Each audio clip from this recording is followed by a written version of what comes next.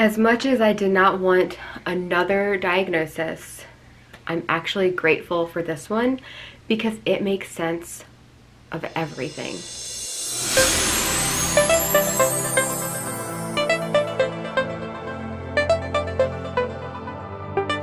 Hello and welcome to my channel. My name is Rebecca and today I'm going to share with you how I found out I have Hashimoto's and have had Hashimoto's for a very long time, and how these seemingly unrelated symptoms all actually make sense. So first I want to tell you just how I actually got the diagnosis. I have shared, and I will try to link the videos when I've talked about being diagnosed with hypothyroidism originally, and some of the different struggles that I faced, weight issues being one of them, and how ultimately I ended up losing weight, although I have hypothyroidism. And I've shared other videos on how, I basically stopped trying to heal my hypothyroidism. So I'm going to leave a couple of those below if you're interested to just learn a little bit more about like my hypo journey.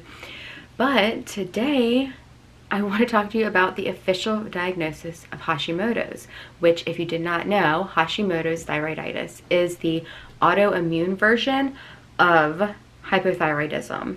And actually 90% of people who are diagnosed with hypothyroidism actually have the autoimmune version.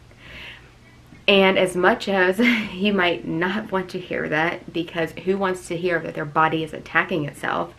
Doesn't feel very good. Let me be honest and share that part. Does not feel good. However, it gives you so many clues to what's really going on in your body, and then therefore you can take the proper steps needed to actually heal it. So I'm going to share with you how I found out first. So it's just a routine doctor's visit. I actually got a new doctor who is a nurse practitioner, and she spent a lot of time with me going over my chart, going over my history. And at that time, I brought in a supplement. I wanted to take a thyromine from Young Living. It's just a thyroid supplement. And even though I am one who definitely likes more natural remedies versus taking synthetic drugs, I also know that there are risks associated with that. Just because it's natural does not necessarily mean it's healthy and something that you need to take.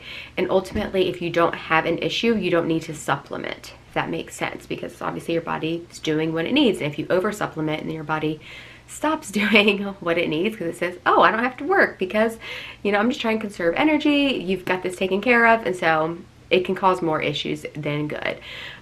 So anyway, I brought in the supplement, and originally I actually asked my pharmacist. The pharmacist is a great person to talk to if you have any questions about any sort of drug interactions, or just if it's safe to take, because I am taking levothyroxine for my thyroid, which honestly with that I feel even lucky, because some people are on multiple medications and they can't even kind of like get into like a normal range, even though they're taking lots of medication. So I'm grateful that I only have to take one medication, and it is actually keeping me in a normal range, or helping.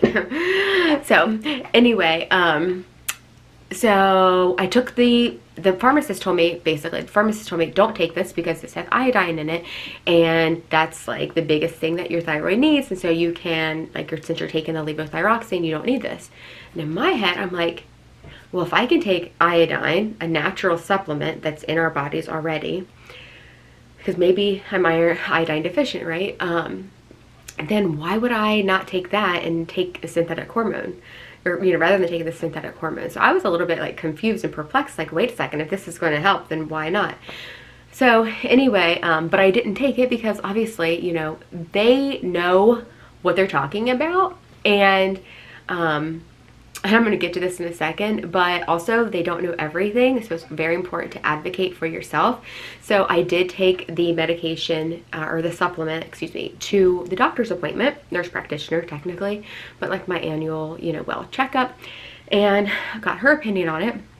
And she said basically the same thing, but she explained, she's like, you have the autoimmune version, so it's not an iodine issue. And I'm like, huh? Say what?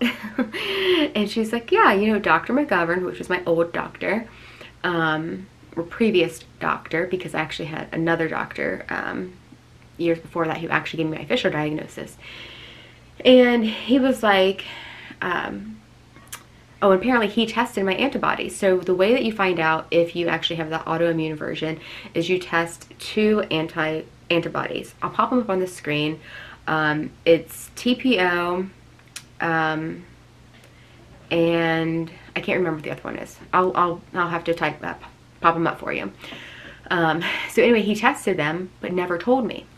And you could think, like, why the heck would your doctor not tell you you have a condition, right? And maybe he thought I already knew. I don't know. It's nothing we ever talked about. We never talked about autoimmune version. Always talked about hypothyroidism. The reason they don't tell you is because it's treated the same in conventional medicine regardless if it is an iodine deficiency or something wrong, like functionally with the thyroid, or if it's an autoimmune condition where your body's attacking the thyroid, they treat it still with hormone supplementation. So I was like baffled, like, what? Like, what do you mean, you know? And she said it's like so nonchalantly, like as if I already knew. And I was like, oh, okay. So that's interesting. And of course, like, I am a geek, I guess, and I just researched like crazy. I read books on Hashimoto's because I always have come across the word Hashimoto's, and people have even asked me if I have that, and I'm like, no. And so when I finally like dove into it and I realized all the symptoms that it can cause, I was like, holy crap, I have been dealing with this. Like, obviously they know by checking my antibodies that, you know, I have it, because if you don't have the antibodies, then you don't have the autoimmune version. That's just a telltale sign of if, you know, you have it or not. And so anyway, let me back up real quick, because when I was at the doctor's office and she tells me, and she talked about, and I talked a little bit about this in my previous video about making small changes to reduce my antibodies, and to prove that you don't have to go crazy strict with everything in order to see amazing results. Because that's what I'm about. That's what this channel is about. That's what my life is about. And that's what my mission is in life. And as, you know, a person, just being a person in society, and, you know, part of my career is to really show people that you can have amazing results without going super strict crazy and driving yourself nuts, because health is so much more than just the food that you eat, just exercise that you do, and even just the meditation. Like, you can't meditate all day, eat like crap, and never move, you know, and you can't over exercise a bad diet and never get in touch with your body, and you can't, you know, eat a perfectly clean diet without ever moving or, again, getting in touch with your body and your true feelings and your spirit. So it truly is a balance of all of that. And by balancing all of it, you really don't have to do too much of anything. It's kind of like in the charity world, where it's like, if everyone does a little bit, no one has to do a lot, you know? But anyway, let me back up again. When I had the doctor's appointment, my antibodies were 2,300, and I am a person who definitely likes data. I like to see, you know, things that I can measure to see if I can make a change and actually show up in like my blood work.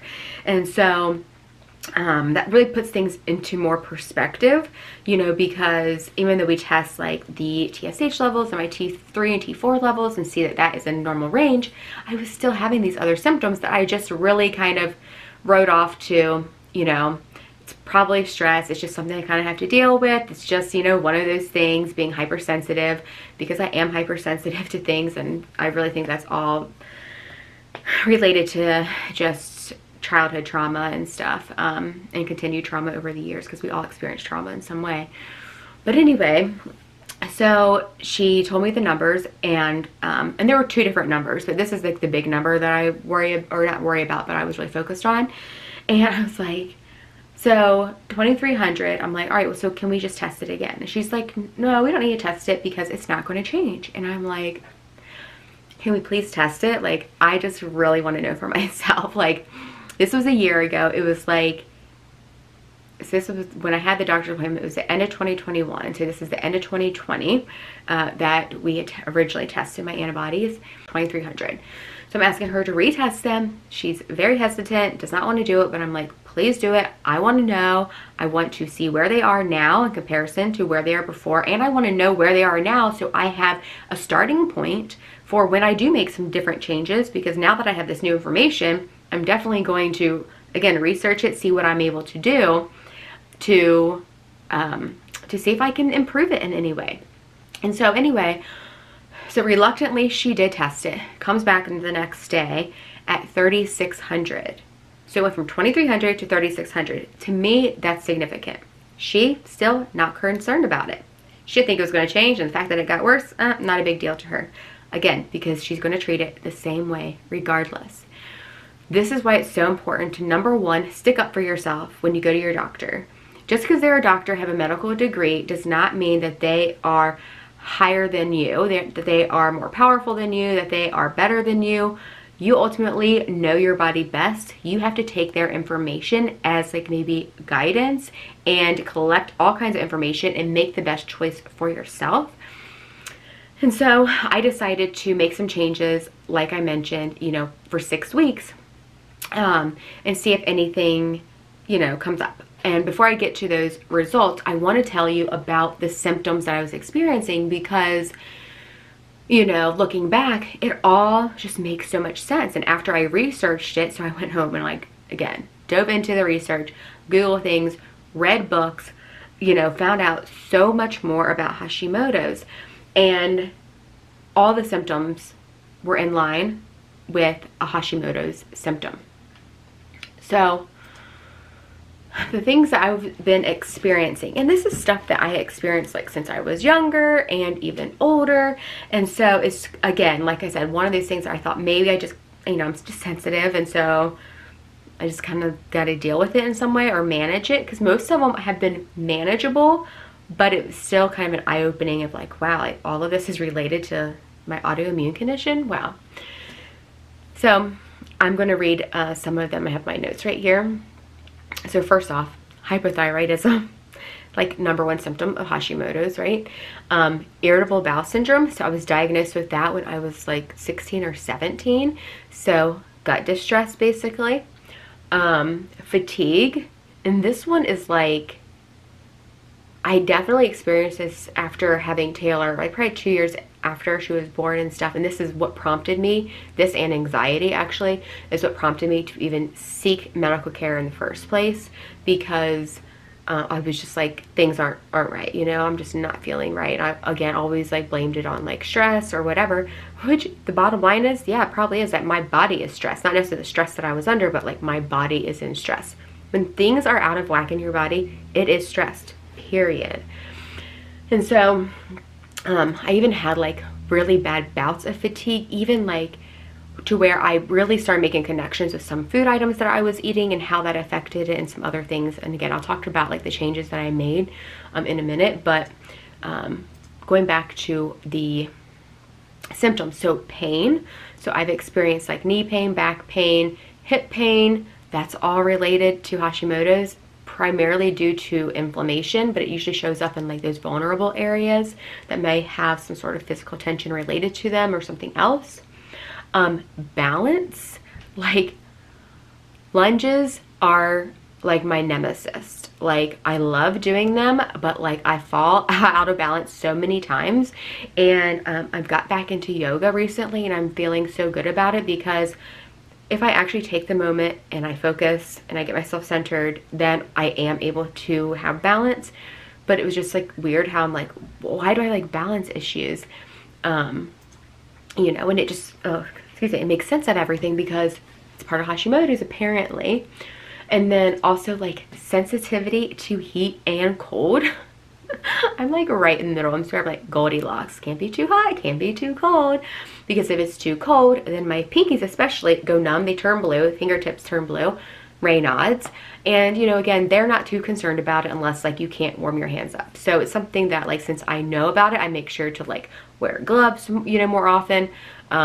Just pay attention to like it's being cold to really keep myself warm. And then also sensitive to the heat. So if it's too hot outside, then I can kind of get overheated. I feel dizzy. I just feel off. And I've been like that since I was a kid, even to the point of like passing out a couple of different times when it's been too hot. Again, it's something that like Once I knew it, then I can take steps to prevent it and not be out when it's hot, or make sure I'm really hydrated and making sure that I'm eating well and different things, you know, and staying like in the shade versus out in the sun when I'm at the pool and stuff like that. My nose itches. And then also another big symptom is infertility. So my husband and I had tried to get pregnant for over 5 years, probably were like 7 or 8, but those first couple years it was kind of like we were back and forth, like we'll try for like a month, and then we're like forget it, like let's worry about it later. And then like when Taylor turned 5, it was like, okay, it's on, like let's do this kind of thing. And really like the last 2 years we've really tried by monitoring things, taking temperature, taking tests, like all sorts of things. And so which actually reminds me, I did see a fertility specialist at the beginning of 2021, and she mentioned to me that like she's like, you definitely have the autoimmune version, basically, because everyone does. And I was like, what? My last doctor said that it wouldn't even matter if I tested my antibodies now because it wouldn't change anything. And at first I thought it meant, like, the way he described it or explained it to me was that because you have been on medication now, your body's going to produce them, is what I was understanding he was saying. But actually what he was saying is that even if you have antibodies now, it doesn't matter because we treat it the same with the supplementation. So it was kind of one of those things that like I heard, but I'm like, wait, no, this is not right, you know? Maybe I was in denial, I don't know. Because actually it's amazing that once I really had that official diagnosis, I could really hone in on healing the autoimmune, which, by the way, another symptom is multiple autoimmune conditions. So I have another autoimmune condition, oral lichen planus, that I was diagnosed with like 3 or 4 years ago. And I've only had a couple flare-ups of this, but it lasts a couple months, and it's like white webbing on the inside of your cheeks that I thought originally I just like was like chewing on my cheeks. And it made it really difficult to eat like spicy foods and stuff. And it wasn't like a big deal, but at the same time, it was like, it was just like, again, a feeling of my body is like just giving up on me, you know? My body's not doing what I wanted to do. Like, where's the connection? And being someone who's very much into this field of mind-body connection and knowing all about it, it still felt like crap because it's like I'm experiencing this. And truthfully, that's why I'm so passionate about the work that I do, because I have experienced this stuff. And not only have I experienced it, I have improved it into a point where I can thoroughly enjoy my life and not feel burdened by it. Not that I haven't had days and times where I'm feeling very frustrated, feeling down, even got to cry it out. Which is important, because in the past, you know, ever since I've been a kid, I've always been like, push through, don't have feelings, like just get through it, doesn't matter, like, you know, just keep pushing through. And when having that attitude, you know, and even thinking like positively about it, like everything happens for a reason, it's fine, helps you to get through it, but doesn't help you heal it because you don't really connect with what the true feeling is. And really all it takes is connecting with that true feeling to be able to allow it to pass. But that's for like a whole other subject. So those are the symptoms I was experiencing, and I want to tell you like what I was doing before I found out, and what I mean, these things I've been doing for years, because again, I've known I've always been sensitive, like skin sensitivities, just different sensitivities in my body, gut sensitivities, all this stuff. So I've learned to, you know, make changes and really do things to mitigate some of that. Hold on. Lips are feeling a little dry. Okay, so first, something I've been doing for a very long time is lowering my toxic load. And so doing that with like natural cleaning supplies, natural skincare and beauty products, using stainless steel, and you know, instead of Teflon. Also like not using plastics to store hot food. Like if you have plastic containers, it's totally fine to like put a salad in it, you know, or put like fruit or whatever, you know. It's when you heat it up that you actually release the BPA. And even when I buy plastics. I just try to get the BPA free plastics anyway. But for the most part, like if I'm having hot food, definitely store that in the glass containers. You know, I don't use a microwave. What other things are we doing? Even like candles and things like that I've gotten rid of. You know, occasionally I might have like a wood wick candle because I just love the sound of them, but you know, I use, you know, essential oils and diffuse them for aroma. Even like I have cleaning that comes once a month, and they use natural products too, like vinegar and baking soda and essential oils and other things to, again, reduce that toxic load, even with like laundry detergent and stuff. And then like perfumes. I stopped using perfume years ago, and I would just use like grapefruit or lavender or frankincense, or mix up them, you know, make it really nice, or like an essential oil blend as a perfume. What else? I can't think of anything else right now, but basically just trying to lower the toxic load in my environment. Now, if I could afford to like have organic furniture and all of that, like I would. So I'm sure there's still some toxic products, and like right now we're in the middle of redoing our kitchen, and I'm sure there is a little bit of toxicity in there. And this is the thing too, is that you can't completely get rid of all of it, and your body is designed to withstand a little bit of toxic load. Your liver, your kidneys, they filter these things. It is part of just, you know, our body's physiology. But over time, if you have too much of it, your body can get backed up basically and get overwhelmed by it. So by reducing toxic chemicals through your skincare products, household products, your cookware, your servingware, and things like that can really help. And then also like reducing toxins in food by buying organic when I can, especially the Dirty Dozen, and also you know, making my food myself, like not, you know, picking up a lot of stuff in the restaurant and having it in plastic containers, or things that, you know, will seep plastic in, plus all the waste that comes with that. Listen, right now, I will tell you, I'm definitely using a lot more of it than I ever had, and I'm like, this is temporary. It's okay. I remind myself constantly, it's okay to have this right now for this period of time, and I'm really sorry, Earth, for all that I'm wasting when it comes to plastics. But when you don't have a kitchen, you kind of got to do what you got to do, right? But even something simple like if you are to buy paper plates, get the uncoated paper plates. They don't have that plastic film. Now you usually have to double up on them so you can actually hold food, but you aren't going to be absorbing that plastic film. And especially if you're putting like hot food on it.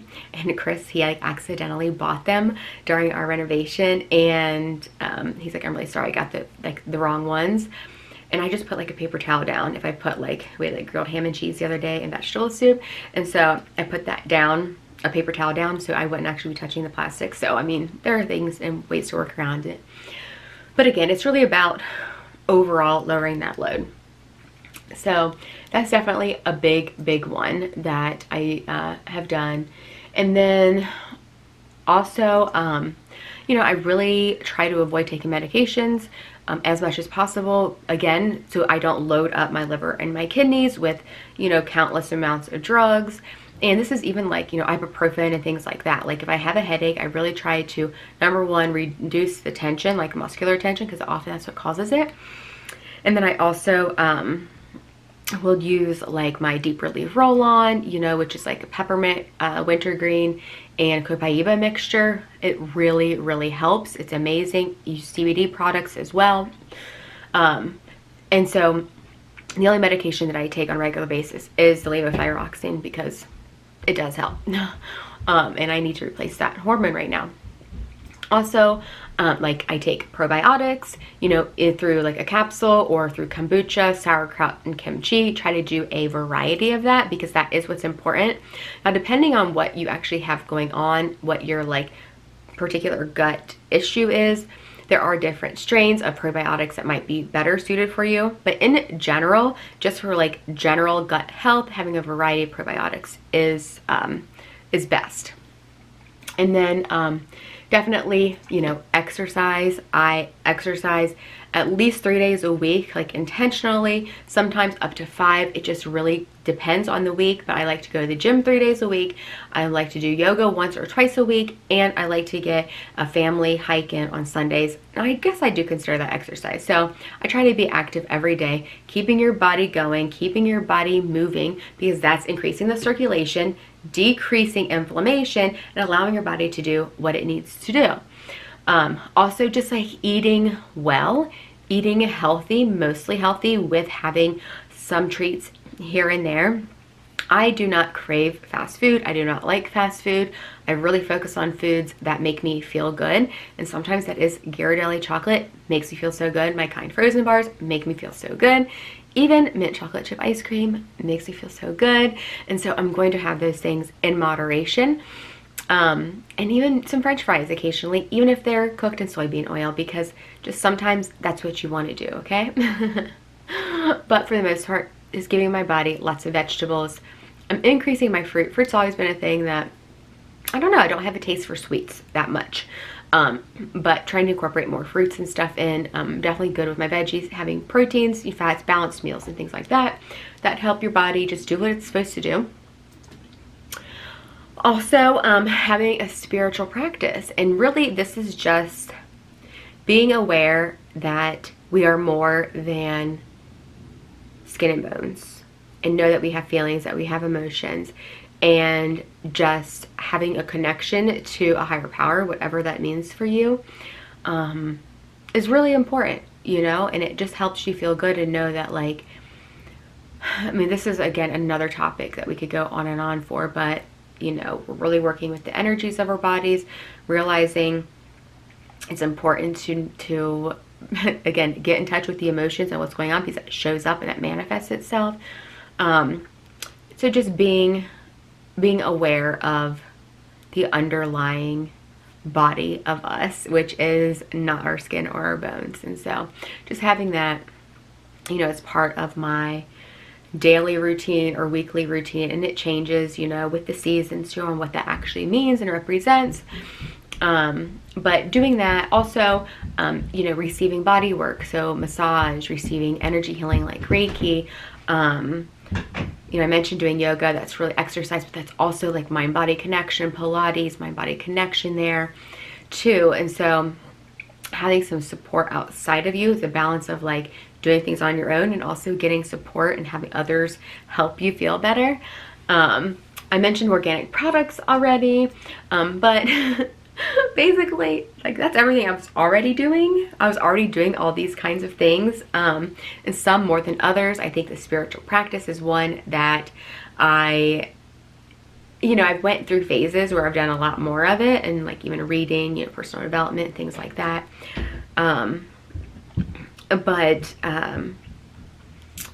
But anyway, those were lots of things that I was like already doing, and those things really made me feel good, like, and better. And again, once I got the diagnosis though, autoimmune, it made sense. I'm like, oh my gosh, so my body is fighting. Well, why is that happening?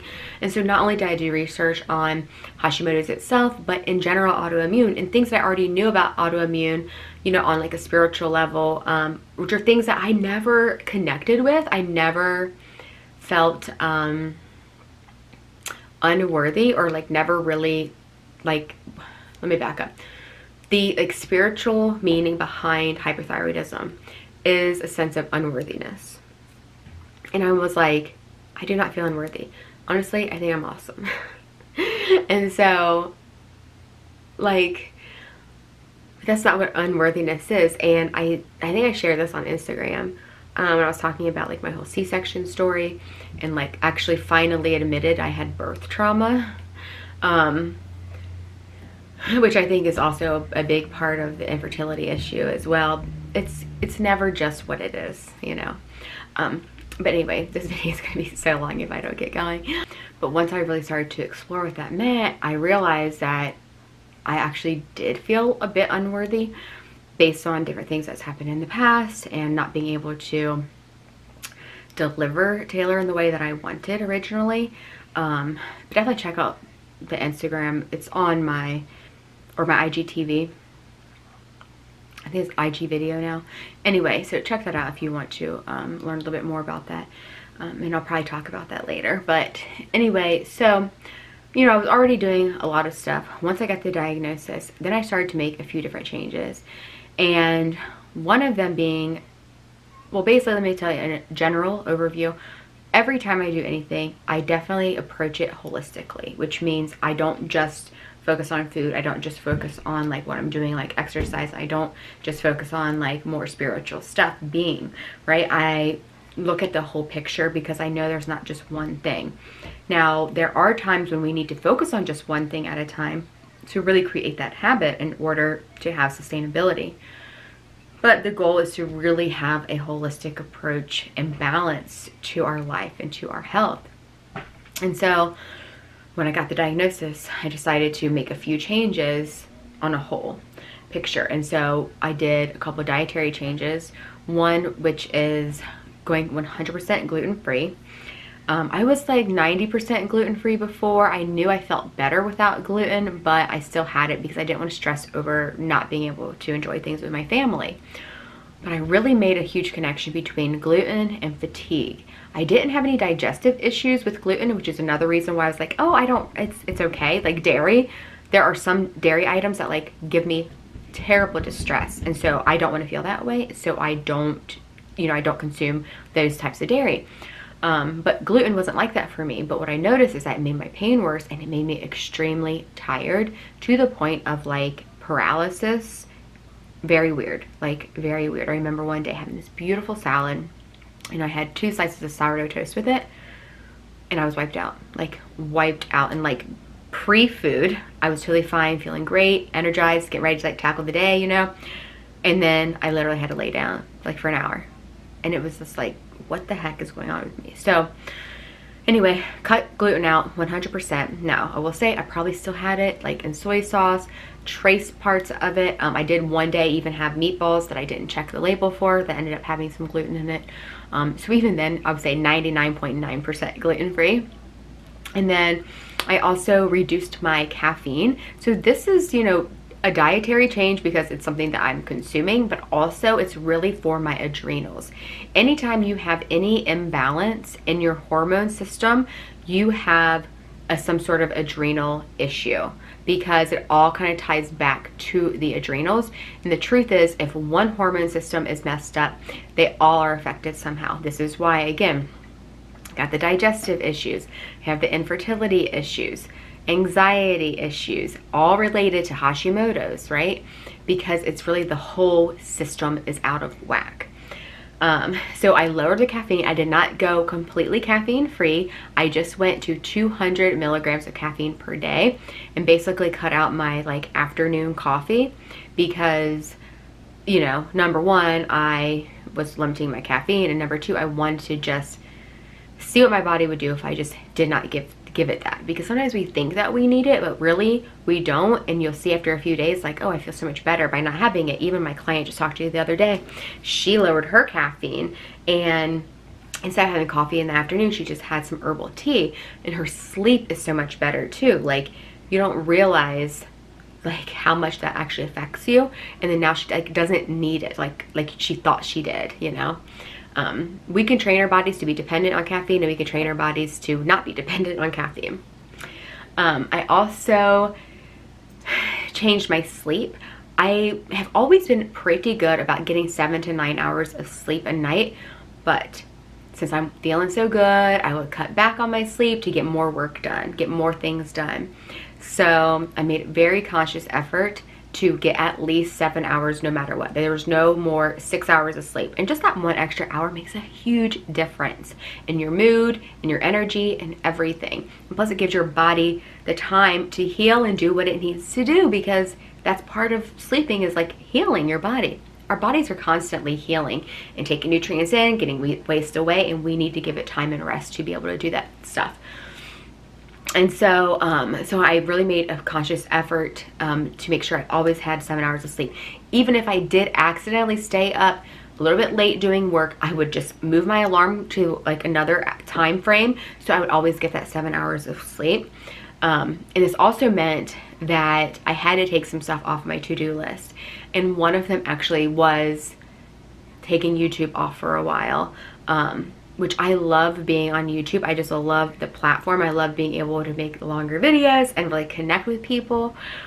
But it was taking up too much time, especially with just what I had going on at the end of the year, and just, you know, it was a lot. And so you just had to, you have to do that sometimes. You have to just reprioritize things, and take that off. And also, you know, part of it was like, I didn't want to stop, so I'm like, well, but I have to like stay consistent, or no one's gonna like watch my videos.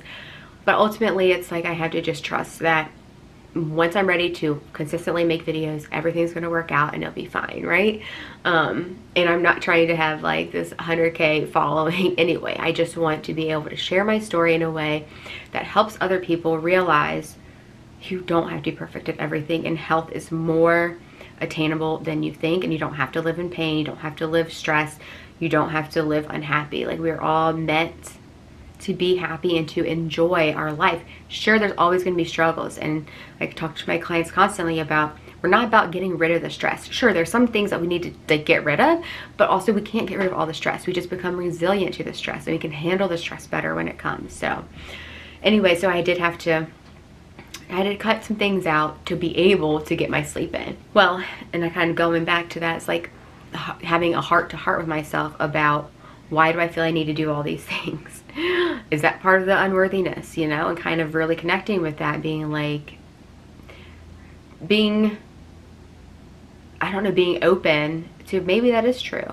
And why is that true? And kind of working on that. So doing things like really working on everything, working on how I'm feeling, like on a spiritual level, working on a dietary change, working on, you know, an activity of something I'm doing, because the more you do, the more stress that causes on your body, and that stress on your body relates and translates to dysfunction.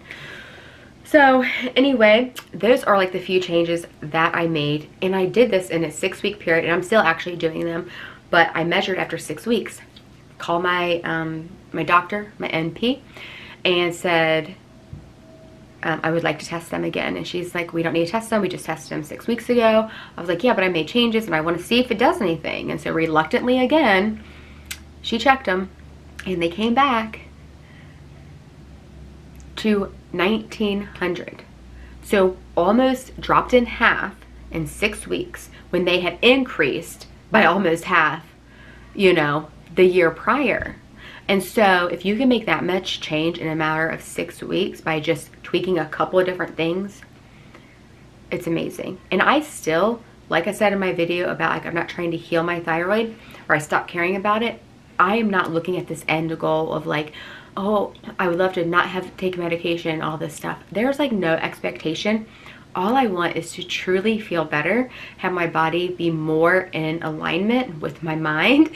Again, this is why I run Mind Body Balance, which is my group coaching program, because I live this, you know. Not only do I have the knowledge and education through, you know, my knowledge and education, but also the experience of a lifetime, truthfully, of when it all first started when I was a kid, and how it's affecting me as an adult, and things that I can do to make it better. So I'm really there, like I'm walking it with you, you know. So anyway, I almost forgot to mention the other things that I really experienced that affirmed the changes I would make, is that I had increased energy and more stable energy, no more dips in the afternoon. I had better sleep, quality of sleep, like actually being able to not only fall asleep, but stay asleep. I also had improved digestion, which I did not really have, you know, like a real huge issue with, like I mentioned, with like the gluten and stuff. But having IBS does kind of slow you down a little bit, and my bowel movements would be, you know, once a day, which I thought was normal, but it bumped up to twice a day. Sorry if that is TMI, but it's just wonderful to notice that it was even better. And then also just feeling more centered and grounded and not anxious. Anxiety is something that I have worked on for many years and have really come a long way with, and not even experiencing panic attacks. If I ever feel anxious, I can check it right away, but just more of a sense of calm and collectedness. I really thank you for staying to the end, because I know this was a very long video. And like I always say, please go do something good for yourself because you are number one. Bye.